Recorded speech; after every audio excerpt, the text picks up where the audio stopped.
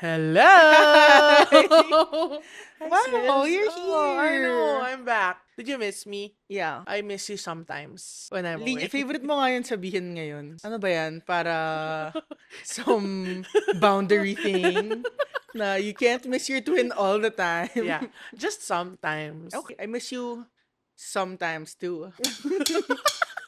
Welcome to Raw and Real, the podcast where truth wears no filter. Hosted by identical twins Dana and Stacy. The same fearless energy that defined plump.ph is back, now with deeper accountability. At the peak of the body positivity wave, they hit a hard truth. Being fat isn't brave, being fat isn't healthy, and body positive isn't the whole story. Preaching self-acceptance while eating in denial, saying I'm fine except me, wasn't honest, and it wasn't helping. At the height of wokeism, between 2016 to 2020, as the faces of the body positivity movement, they completed over 100 podcast episodes on Spotify. Now they're back, but this time on PGMN. Not just with their brand, but with clarity. Born from a lifetime of twinhood, Raw and Real invites you into the unfiltered world of two women who've lived, fought, and flourished together through body shaming, cultural expectations, healing, and radical honesty. Expect real talk about what we usually hide: shame and joy, jealousy and softness, strength and sex, the systems we live in, and the stories our bodies carry. Each episode strips away performance, leaving something deeper: connection. No scripts, no pretenses, just two women speaking their truth, sometimes with serious gravity, often with blazing hilarity, and holding space for yours. This is Raw and Real. Tune in, unpack, unlearn, come as you are.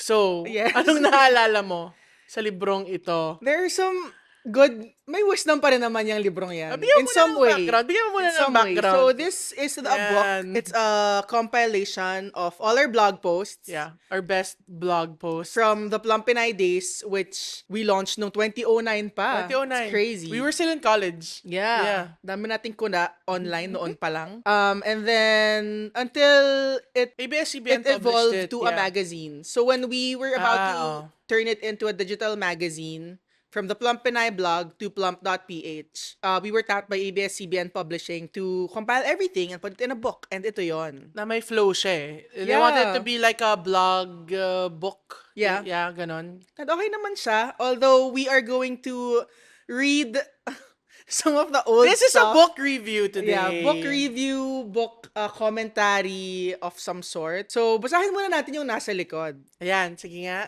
Oh Pakita my muna natin God. yung picture sa loob. Sige, Sige, pakita sige. mo. Okay. Fat, skinny, short, tall, dark, so what? Dan and Stacy's body love journey began after they started seeking answers to some of their life's biggest question. Ito yung biggest questions ng buhay natin, ah. Is fat really synonymous to ugly? Can you be fat and healthy at the same time? Yan, biggest questions natin. Why is size 2 the standard? Who set these beauty standards anyway? For girls For 20. in their... Hindi, ilang taon tayo nung ginawa natin to? 2016. 25 Hindi, tayo. 2009 was like the start. So, 18, fair, 18. fair. We were 18. Obviously, we were so privileged para ito lang itanong namin sa buhay namin. But it is what it is, okay? So after the 7 years of pioneering the first body acceptance advocacy in the Philippines, the twins are finally ready to share the answers in their debut book. Someone once said, if you haven't found the book you yearn to read, you must write it yourself. And write it they did. Wow. Okay. Sound Strong start. Soundbite na naman yun. Okay. So, how do you wanna go through this? You wanna, meron ka ng mga ano dyan ah? So, pakita muna Markers. natin yung inside of the book. So, wow. Oh, di ba? Pak na pak ang cover art natin. Wow. Naka-fur! Wow! Naka-fur sa init ng Quezon City Studio. Oh my gosh! Nalalaki siya. Pawis na pawis. Pawis na pawis. Baskil na at baskil. wala pang Jisoo fan. Yes. So, tiis na tiis ang Oh, pawis. pero hindi naman mukhang pawis. Grabe yung highlight mo dyan, T. Of course. Bumaboba tea. Mukha kang milk tea. Melty, what do you mean? Yung hair, yung pagka-brown, it's nice. Relax. We're only on page 1.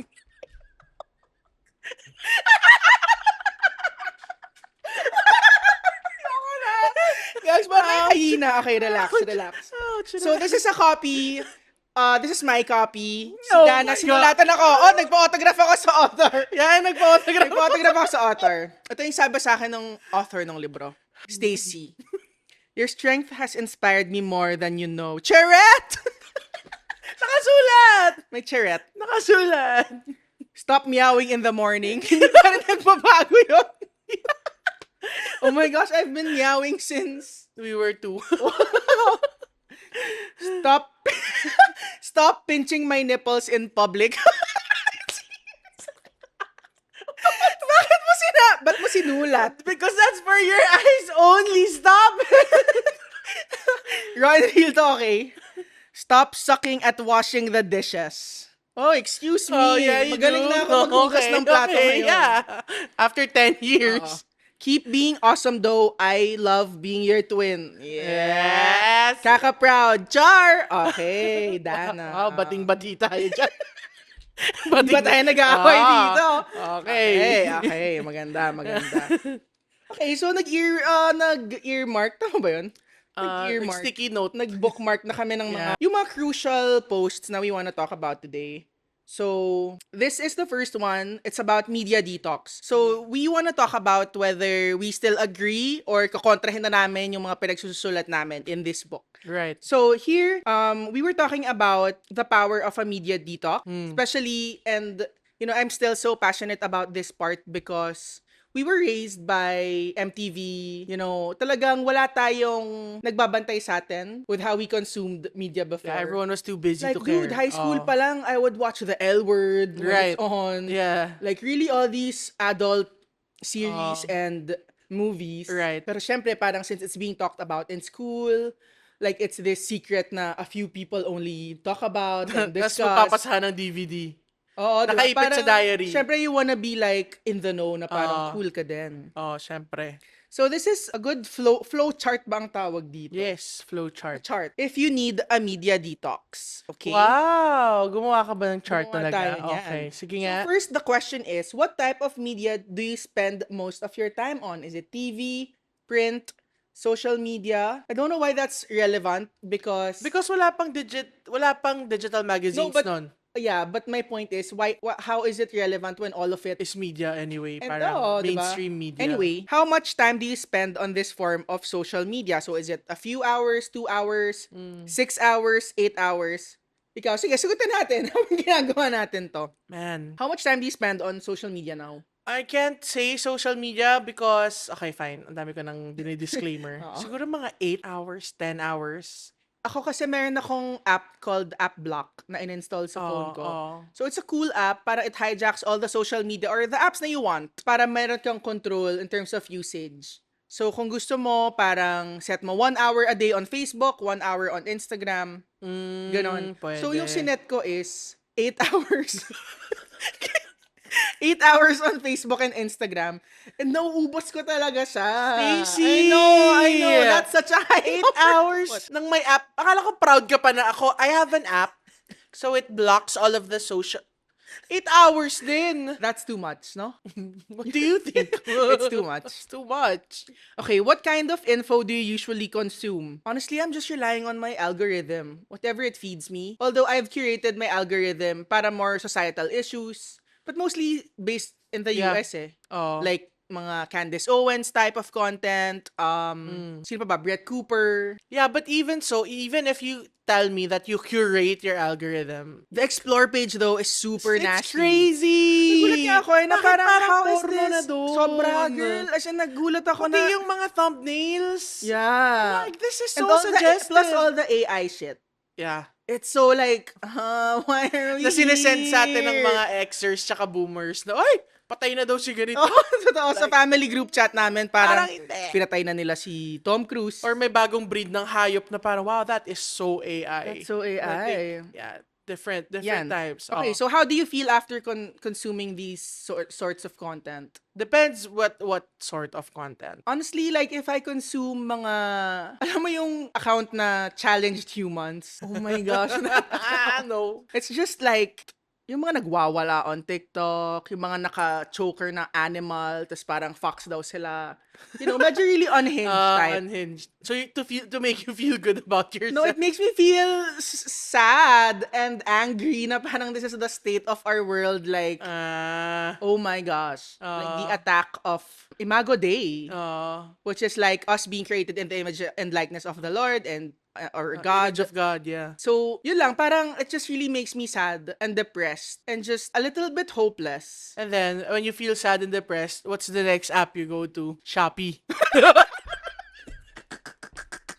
Kasi yun naman yung Oh, point exactly, eh. exactly, Yun naman exactly. yung point eh. Oh my gosh! Isn't that the point? Parang they will Yeah. trigger you and make you feel all of these intense emotions and then you need Actually, to alam mo, soothe napansin yourself. ko nga, ang bilis ko rin parang ang bilis ko mabudol. The more time I spend on the Yeah. internet, Alam mo, super I tell bilis ko you- mabudol. Whether it's food, like, Oo. uy, parang masarap tong bagong restaurant na to, I wanna order from Because here. imagine you have a device that just bombards you with so many things to consume nonstop and you're there 8 hours a day. Yun nga, tapos alam mo, itatabi ko na nga sa sarili ko yung Kindle eh. So I'd read like a paragraph and go Then, back to my oh, phone. exactly. And then I'm like, oh, I need to read. I wanna read a book. Pero yung attention span ko, sobrang messed up na Stacey's rin. super messed up na. I mean, my attention span is messed up, but yours is like, wow, on a different universe. Oh my gosh. Okay, so... See, you didn't even react to Ito what I said. sabi dito sa book. How do you feel? Sabi, makinig ka. How do you feel after? I feel shitty about my life and dissatisfied. Okay. Wow. Alert yan. Okay, Alert. alert. Do a media detox. Okay. I feel unproductive, like I wasted so much time. Okay, so you really need to limit your time. And then, if you say na it really doesn't affect me or I feel well informed, you know, parang, healthy oh, that's a use healthy use of social and, media. Like, I Okay. guess you really curate what you read. Okay. Oh my gosh, I need a media detox, admittedly. I really do. And it's not just a day, Stace. You need like a month at least. Yeah, to reset, like, my brain. And everything else. Okay. Okay, sige, your turn. Okay, so yun ang mga hinighlight mo. Oh, meron Ah. ka dito. Alam ko to. So this, oh my gosh. Ito yung Anong sobrang title- activista mode ko niyan. Wait, what's Activista the mode. title of this, ano? So the title of this article is The F Word. The F Word. Oh. So I used to work, well, the both of us used to work in Yahoo Philippines. It's our first job. Explain mo yung Yahoo sa mga Gen Z. Yahoo! Oh my God! Hindi Di nila alam yung Yahoo. So bago nagkaroon ng Facebook Messenger, may Yahoo At Messenger. bago magkaroon ng Google, may yahoo.ph. Okay, Yes. para siyang, it's a website na ang daming nandun. May horoscope, Oh, merong yeah. stocks, Yeah. merong entertainment news, merong May articles, may Yahoo news. groups pa for Oo. forums. It's a really Oo. cool Cool website. yun. Pag nakapasok ka sa Yahoo Philippines Batch 1, Oo, di ba? Parang, medyo ano ka doon, parang, yo, New, purple blood, yo. Oh, do I- yeah, we parang bleed purple. bagets ng tech in Yan, the Philippines. tech, oo. Yan. Tech So, mo. we were there. Siya sa marketing, ako always the Yeah. back-end girly Yeah. operations Oo nga, ever office since. mates pa rin tayo, no? On our first job. Damn. Yeah, hindi talaga tayo naghiwalay. I know. So anyway, so I was working there. Anyway, I'll just read an excerpt from this article, okay? I used to work at Yahoo Philippines. In fact, it was my first job. One day, I was busy typing on my laptop when one of my male coworkers called a female coworker Miss B because she gained significant weight in her tummy area, and B stood for Miss Buntis. The name calling offended my office mate and she broke down in dramatic sobs jokingly, although it was more than half meant. I immediately tried to alleviate the situation by telling her, "Ba't ka nagpapa-apekto dyan? Huwag kang makinig dyan." But she didn't stop with a vocal expression of her dented self-esteem. At one point, she even joked, Miss B would soon stand for Miss Bulimic. It's true though, she did gain weight. And once a woman is called fat, the typical reaction would be to feel insulted, hurt, or upset, even if she is by definition fat. It's disturbing to me how so much negativity has been associated with the word fat. It seems like it's everyone's worst nightmare to be described as that. I know all the body acceptance revolutionists like myself would see it as a great feat if women of all shapes and sizes would feel insecure in themselves and not let something as simple as a 3-letter adjective affect them so negatively. I myself know for a fact that once we've reclaimed fat and removed all the stigma attached to it, I'd be giving myself a pat on the back, feeling extremely happy and content, knowing that finally more women are getting it, that fat is not a bad word and shouldn't be treated as one. Okay, I have so many feelings about that. Okay. In fairness, ang galing mo magsulat. Oh nga eh, where is this girl? Wala na, nilamon na ng TikTok, kaka-TikTok. Nilaman na ng yung utak ko. Netflix. Okay, so two things. Yes, I still agree na parang don't let the word fat like get to your head. 'Di ba? Na parang if someone jokes na parang tumaba ka, mukha kang buntis, like to the point of having an eating disorder like bulimia, parang Yeah. don't. Parang have boundaries within yourself too. Pero dito sa sinabi ko dito na parang removed all the stigma attached to it, parang wow, very idealistic pa rin. You know, Yeah, parang and parang just like with anything, there are biases in this world eh. Parang di mo matatanggal yun eh. And to say that fat should be all exclusive to good things, yeah, hindi eh. exactly my point. Na gusto kong sabihin now is, but it is true that fat can also denote being unhealthy. You can take that out of the sphere of things eh. Na parang it can also denote higher risk for cardiovascular diseases. Right, you know, right. parang you can't just take that out of it. Oh. 'Di ba? Na parang hindi, fat is just a word. No, meron siyang implications eh. 'Di ba? Meron siyang implications. And it's not a bad thing. Oh. Oh, so ginawa ko nun sa Yahoo, pinrint ko yan. Tingin. Sinalita ko sa office. Direct zoom in mo dyan. Oh, wow, aktivista. talaga. Oh, nilagyan ko pa yung weighing scale. Ang kapal ng mukha ko. Ano to? You're such a Gen Z. Of property. Alam mo yun, pinakailaman ko lahat ng property sa office. Di naman nilagay sa weighing scale, ah. This scale only measures your body mass. It does not measure how much you are loved and cared for. Yeah. Sobrang ano. Your weight does not dictate the overall health of your body. Maganda naman yung intention And mo, most of all, Stacey. it does not define your worth as a person. Maganda intention mo. Sa Maganda, totoo pero lang. minsan parang epal eh. Extreme. Ngayon na ipalan ka sa sarili mo. Pero nung panahong yon, Oh, grabe. Kala mo ako yung fat, police eh. Parang bawal. Bawal mo sabihin yung fat. Pag sinabi tagapagtanggol mo, ng inaapi sa Yahoo Philippines. Pero, I mean, that's why it's so important to evolve. We were in our 20s. Yeah. We had, di ba sabi sa Bible, you have to be careful. In your youth, your passions are strong. Di ba? You know what? There's also a quote ni Churchill na parang, if you're not a liberal in your 20s, you're not compassionate or you don't have a heart. But if you're not conservative in your 30s, you don't have a brain. Ang ganda! So That's parang true. the passion Yeah, is I there, rock you with know, it. parang understood. And I guess it's just really more on the idealistic side of things na, hindi eh, dapat ito yung mangyari. Tas, alam mo yun, parang meron naman akong pinanggagalingan eh. Parang it is really like being, you know, caring and being compassionate and not wanting people to feel bad about themselves. May But at the merit same naman. time, Oo. parang girl, relax. Hindi mo masasolve lahat ng problema ng... Ng pagpapaskill ng A4 sa bulletin ng office. Correct. Yeah. Oh, wow. But Stacey, look at you. Wow. Come a long way. Oh, ito naman. Ano to? Oh. Ayan, mga Top top 5 5. fat shaming hirit ng mga Pinoy. Oh, pakita mo naman yung picture natin. Shoot natin dyan. Oh, duling-dulingan pa. Okay, ito ang intro natin. Hindi ko na alam who wrote who eh. Ikaw kaya, I think, ikaw pa maybe. rin to eh, no? Pakiramdam ko, narinig ko na lahat ng lait na pwedeng ibato sa isang mataba, chubby o curvy na babae na tulad ko. Ate Charo! Ate Charet, okay? Gusto ko lang ilista yung mga madalas kong naririnig noon. At nakakalungkot mang sabihin, pero paminsan hanggang ngayon, at ibigay ang aking saloobin, bakit ka nagtatagalog ng malalim? Wala lang, for a change. For a change. Okay, sige. Number 1, ito ang top 5 fat shaming hirit sa mga Pinoy. Number 1, mukhang napag-iwanan ka sa kusina. Ay, ano sabi ko dyan? Tapos Ito yung comeback. Ito yung comeback. Okay, ang comeback ni Stacey. For your information, hindi lahat ng matataba ay wala ng ibang ginawa sa buhay kundi umupo sa kusina at kumain non-stop ng kahit anong iniluto o inihain doon. Pagpatola! Sobrang pagpatola po. Hey! Ay, sorry. Okay. Okay, meron tayong context. You're trying to lessen cussing because it's not, it's not, It's not edifying. Di siya edifying, di siya seasoning in the conversation. So, when someone cusses, we will slap this banana. And the face. Sabi ko na eh. Isa lang. A gentle tap will do. To you. Huwag ka maniwala sa mga tao sa studio. Malakasan! Okay. Shh. Sisi kami. Okay. Okay. Fair. Nagre-react mga tao dito mahina daw. Mahina. Okay, ito naman yung number 2. Ito, fat shaming hirit. Mag-exercise ka kaya? Ito sagot mo Paano mo nasabing di ako nag-exercise?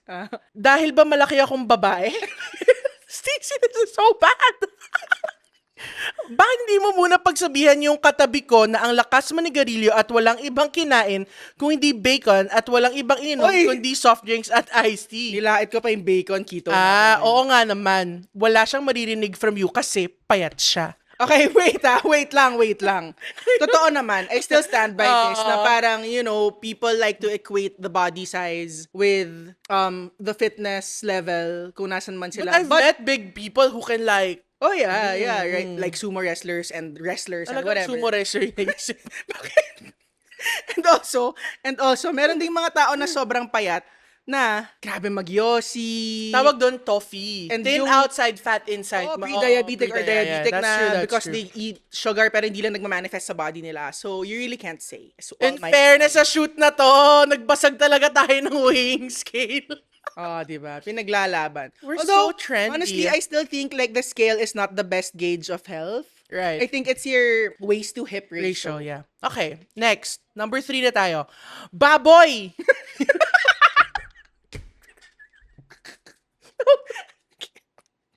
Grabe naman. Yun lang ba agad, baboy? Sabihin mo, basahin mo kasi ng maayos. Sorry, hindi kasi we're talking about yung hirit eh. So yun yung top 3 mo, Sige, yun lang, sige. baboy. Yun lang eh. Yeah. Ayan o, baboy. Stacey, ikaw nagsulat nito eh. Okay. Okay, ito yung response mo sa baboy. Sige. Ready ka na? Ready ka na? Huwag kang raw and cringe nga daw, sabi ni Direk. Raw and cringe today. Okay. Una sa lahat, your maturity is very praiseworthy. Taray! Hindi pa tapos, Stacey. Hear this. Wow, bigyan ng jacket. Oh my gosh. Okay. Sigurado ka bang nakagraduate ka ng elementary? Wow. Kasi huling narinig ko yan, galing sa isang kaklase ko ng grade 1. At wala masyadong may gusto sa kanya. Medyo mabaho rin kasi siya. Wow! Okay, ito, number 4. Habang nasa buffet. Pang ilang plato mo na yan? Yan, you hear it. Sagot mo, please lumayo ka sa akin. Lumayo ka bago ko basagin tong platong to sa ulo mo. Stacey! Sige, last. Last. This is the 5th. Oh my God. Nakakatawa ka, you're so mad. Grabe, nakita mo yung suot, lakas ng loob, kala mo naman kapayatan. Okay. Ito ang sagot mo. Nagagandahan ako sa sarili ko at sa suot ko. Sa tingin mo ba may pake ako sa kababawan ng pagtingin mo sa akin? Taray! Nakakaloka ka, te. Oh my gosh. Okay. And another one is, I think because we were so passionate because this is the first time we're also exposed to digital hate, diba? Parang naalala ko nung when Yahoo put the spotlight on us because the blog was already getting attention. And some of the editors on Yahoo said na, ito na lang low-hanging fruit. Feature natin yung kambal. So someone wrote about it on Yahoo Philippines and put it on the homepage. Basahin na lang natin yung mga, ito yung mga cyberbullying sa atin. Na pinagtatawanan na lang din natin. Pero pinatulan ko rin to noon eh. Get off the fast food invading your country or end up like the USA. It's not a status symbol to be fat, you know. It's just unhealthy and you will die young. Okay, and another is, the title of this article should be Style Tips for the Obese. Grabe naman yung Grabe obese. yung Hindi obese. pa naman tayo obese nun. Ngayon, what are you Hindi naman tayo naging obese ever. Hindi naman Okay, tayo may isa obese. pa. Hindi ko alam. Paki-bleep na lang to Makolesterol mga pek nito. Alam mo, award-winning yung comment na yan. Grabe. Grabe. People are nasty online. Isa naman, hala, may crack sa sahig. Brando. Si Brando yung nag-comment. Ito pa. Yuck, obese. O-B-E-S-S-E. Papayat muna kayo. Kahit anong ganda ng damit, pero batchoy na katawan, wala din. In fairness, gandang-ganda ako sa atin dito Pero tinan mo yung mga picture niyang mga yan.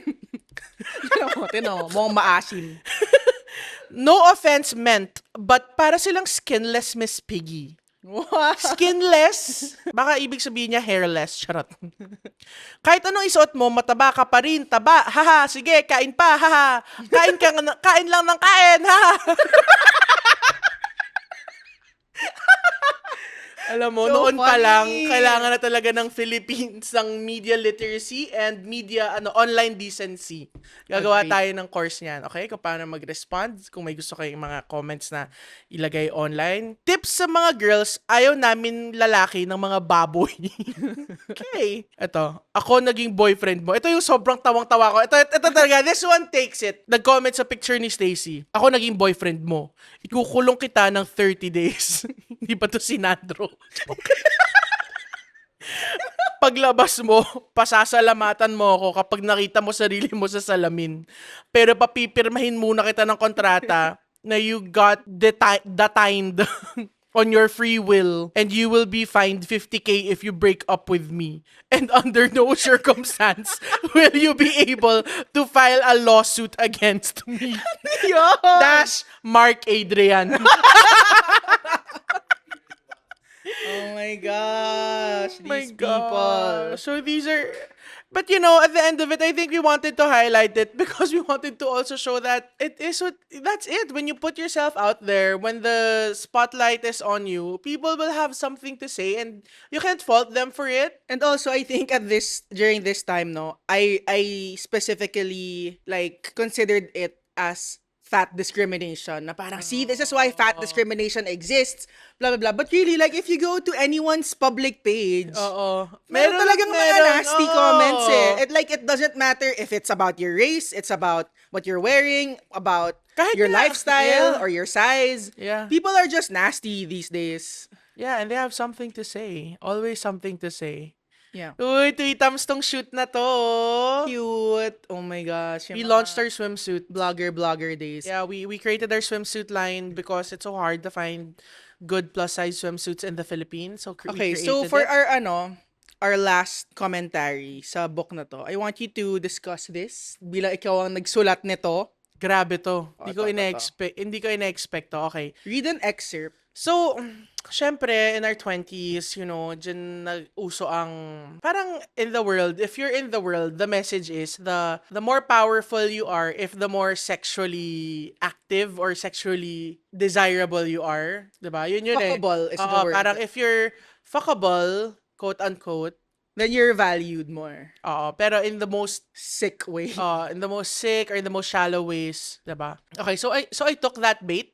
And probably because daddy issues na rin. Dami nangyayari nung 20s ka, hormones mo, daddy issues And mo. also, I think, parang I think bigger girls Want who to have prove. these issues, Yeah. like daddy issues and, being overlooked for the longest time. Right. Na parang, ha! And then now you get this message na, hindi, kaya mo rin. Tayo na. Oo. Like, oh. Sorry na. Don't say sorry to me. Say sorry to the Lord. Ito naman para pantay. Ito Sige, naman sige. para pantay. Sige. Alay ka. Huwag ka maniwala sa mga taong sinasabing lakasan mo. Huwag ka maniwala. Okay. Okay. There. Okay, so back to the conversation. It's a time when I really wanted to show that I can be chosen to. Pero yun nga, in the worst By way. using your sexuality. Oh, na parang I would dangle na, oh, I'm easy, ganyan.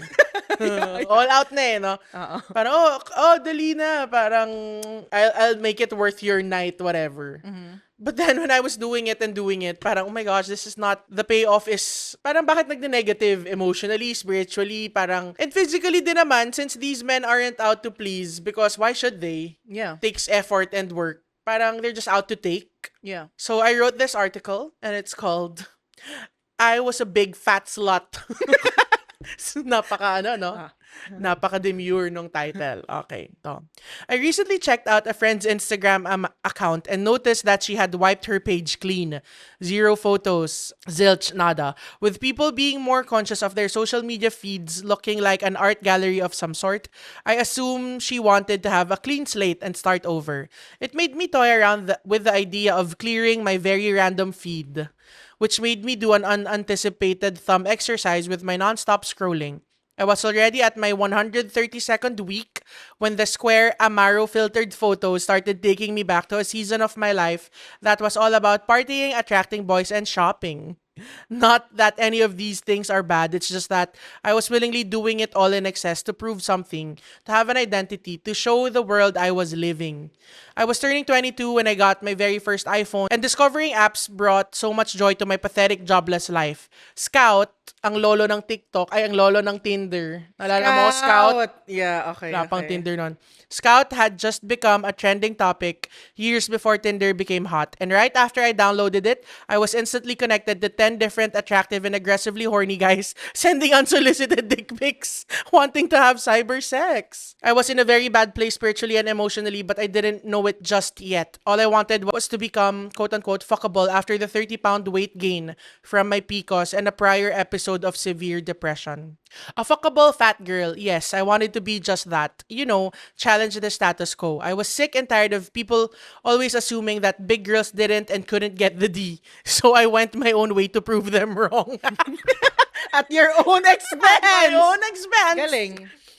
I was all out wild and I took pride in it. I embraced my sluttiness. I talked about my sexual encounters like it was everybody's business. Shit. The Lord redeems. Yeah, seriously. I offered myself to guys I already knew, guys I had just met, and guys I hadn't even physically met. I took rejection with a grain of salt. I simply saw it as their loss. I even created a burn book of all the guys I slept with, including their profiles, pros and cons, Where is this burn? and having had sex with them and penis sizes. It's banana. This is crazy. Don't worry, it's been literally burned. I burned it, yeah. Good for you. Yeah, I was pretty much out of it. In hindsight, with all honesty, I can't help and mutter and ask, what the to myself. People always say no regrets, misspelling intended, but sometimes they're just dark tunnels you wish you hadn't passed through. But then again, I wonder if I would have become the woman I am today if I hadn't gone through that. Not saying you have to go through such a depressing mess to realize your worth. Not at all. I wouldn't even wish that on any woman on this planet because it was the most self-devaluing and self-disrespecting phase of my life. It only goes to show that being sexually desirable isn't the be-all and end-all of my womanhood. Radio lied. Pop culture lied. My fulfillment as a woman isn't determined by how fuckable I am. All the money spent on whatever, blah, blah, blah. Okay, eto na. The more people found out about my destructive behavior, more and more valuable people got hurt. Slowly, the thrill of the hunt dissipated and I was often left feeling worthless and used. I began to wonder why the drug no longer gave me the high. I was finally feeling the aching dent of the pieces they took from me every time I let them in. I didn't even realize I was crashing until I hit the ground hard. I knew I had to stop living this way. It was a black hole, a dead end. I started clawing my way back to life with a question of worth. What's my worth? Is this worth it? Am I worth it? It took some time before I reached the surface, but once I got there, I sure knew there was no turning back. When the haze cleared and all the fragments settled, I realized one important thing. My goal as a woman isn't to attract guys or to make them want to sleep with me, let alone desire me. I wasn't born to peacock myself. No, my purpose was far greater than that. My personal goal as a woman was to create, to challenge the definition of beauty, and to make other women see that beauty in themselves. As Amy Chan said, a girl uses her physical beauty as her currency and basis of value. A girl may be so used to feeling validated through her looks and sexuality that she uses these as her primary tools to get what she wants in life. A woman knows her worth. It is beyond her physicality. A woman bases her value on her intelligence, her strength, her integrity, her values, her contributions, her humanity. I guess age and time have a lot to do with the new character I embody too.